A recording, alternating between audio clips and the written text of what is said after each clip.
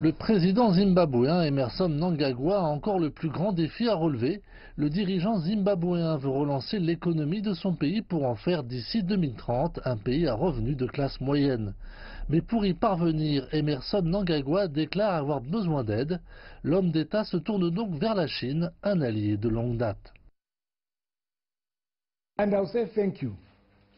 Je tiens à remercier non seulement le président chinois, mais aussi le peuple chinois pour avoir soutenu le Zimbabwe pendant les jours difficiles où l'Occident nous a imposé des sanctions. Il ne fait aucun doute que dans les forums économiques auxquels je participerai en Chine, je pourrai inviter les investisseurs venant de Chine et leur parler des opportunités qui existent ici et de l'environnement, de la sécurité de l'investissement que nous avons créé dans notre propre juridiction.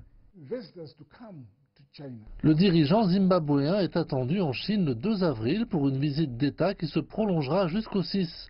Pour Emmerson Mnangagwa, qui est invité par le président chinois Xi Jinping, ce sera sa première visite d'État en dehors de l'Afrique depuis sa prise de fonction en novembre. Nous devons avoir des relations économiques plus profondes avec la Chine. Nous connaissons le chemin que nous devons suivre pour développer notre économie. Nous avons des priorités établies et nous connaissons les objectifs que nous voulons atteindre. L'économie du Zimbabwe pourrait connaître une augmentation allant jusqu'à 6% cette année, un accroissement rendu possible grâce aux réformes menées par le gouvernement du président Mnangagwa. La stimulation des investissements directs nationaux et étrangers est essentielle à la croissance de l'économie.